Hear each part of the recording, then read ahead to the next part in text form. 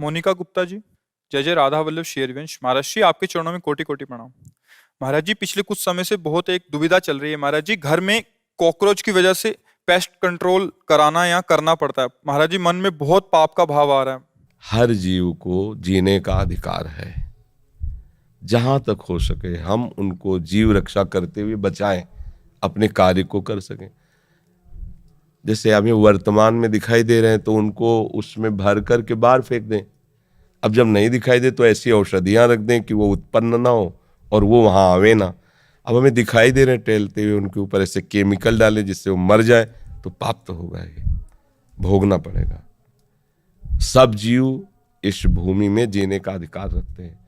तुमने एक घेरे में अपने घर को अपना मान लिया है, लेकिन है तो भगवान का ही। तो उसमें छिपकली का भी तो अधिकार है, चींटी का भी अधिकार है, बिच्छू का भी अधिकार। भूमि भगवान के ना, सकल भूमि गोपाल की, या में अटक कहाँ, सब भगवान के जन है। हाँ, कुछ हमारा विरोधी भाव है। अब सांप जिस कमरे में रहेगा उसमें हम कैसे रह सकते हैं? तो हम मारे ना, निकाल दें। हम ऐसा उपाय करें कि उसको दुख ना पहुंचे और अपना बचाव पक्ष कर लें। ये बात हो सकती है। जैसे पोछा लगा रहे हैं, बहुत सी चींटियां हैं, अब आप ध्यान नहीं दे रहे, रगड़ रहे हैं, पाप बन रहा है। पहले फूल झाड़ू लीजिए, ऊपर से इसे मार दीजिए। पोछा लगाइए, अगर फिर दिखाई फिर फूल झाड़ू से कर दीजिए। हमारा उद्देश्य ना मारना है। अब अचानक कोई आ जाता है तो भगवान जाने।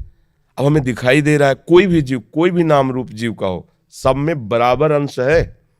जितना एक हाथी में उतने एक चींटी में, जितना एक महात्मा में उतने कॉकरोच में। वो पावर सब में विराजमान है। कोई ऐसी जगह नहीं जहां वो ना हो।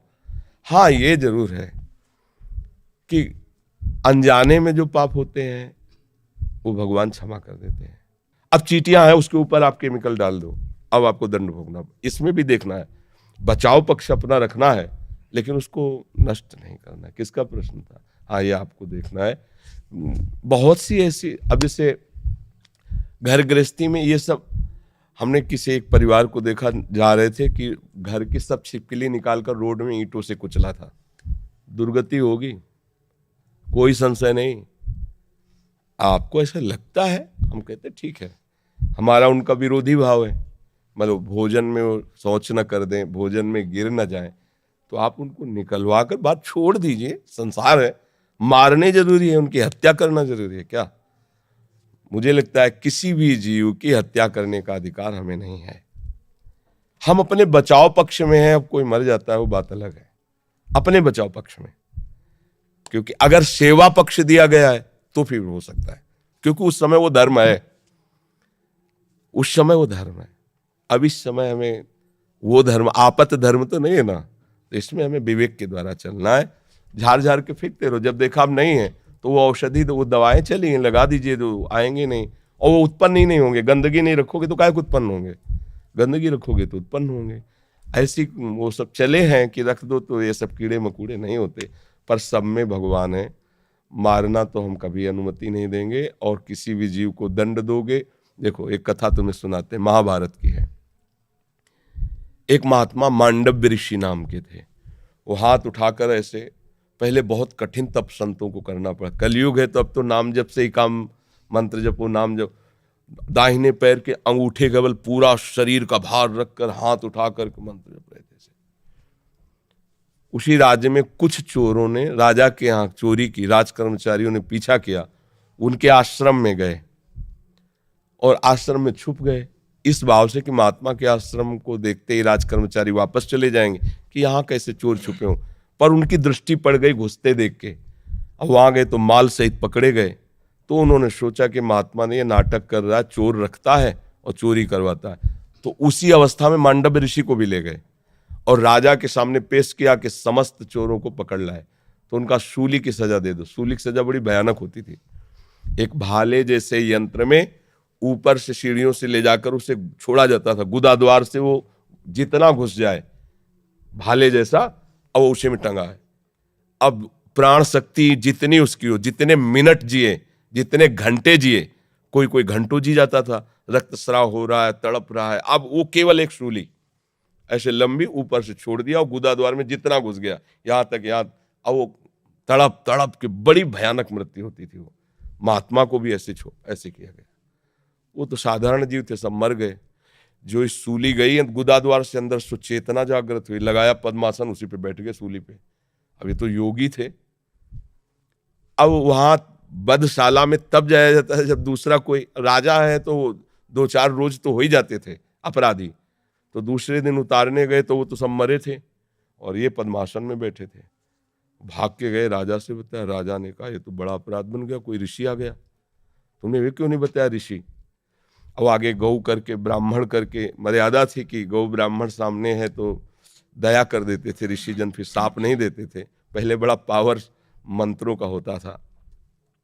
हाथ जोड़, महाराज हमें बिल्कुल पता नहीं कि ऐसा आप यहाँ कैसे लाए गए, मुझे बिल्कुल पता नहीं, अब मुझे क्षमा कर दीजिए, मैं बिल्कुल नहीं। बोले मुझे आपसे कोई मतलब नहीं, पहले ये निकलवाओ सूली।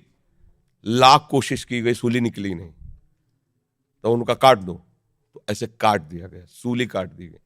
सीधे वहां से अंतर्ध्यान हुई, धर्मराज के पास पहुंचे, क्योंकि पावरफुल महात्मा थे। धर्मराज से कहा कि मैंने क्या ऐसा पाप किया जो तुमने दंड विधान किया, क्योंकि ऊपर हाई कमान तो वहां है ना, क्रिया यहां दिखाई दे रही, कारण तो वहां है ना, पूरा हिसाब किताब उनके पास। तो बड़े गुस्सा में थे। तो उनका गुस्सा मत होइए महाराज, आप देख लीजिए। जैसे अपने है ना कि रिवर्स करके फिर वही सीन चला के दिखा दी टीवी में, तो वहां उन्होंने सीन दिखाई। ये 8 वर्ष के बच्चे हैं, खेल खेल में तितली को पकड़ा और उसकी गुदा के द्वार में बम्बूल का कांटा डाल दिया और छोड़ दिया। तड़प तड़प के वो तितली, काफी समय में बम्बूल का कांटा बड़ा होता है, तो जानते उसका परिणाम क्या आया, सूली उनके गुदा में डाली गई महात्मा होने पर भी। अच्छा, गुदा से कांटा निकाला नहीं तो सूली निकली नहीं। ये केवल मुंह जबानी कथा नहीं, महाभारत में भगवान व्यास देव जी ने इसको लिखा है। तो उनका नाम हुआ अणिमांडव्य।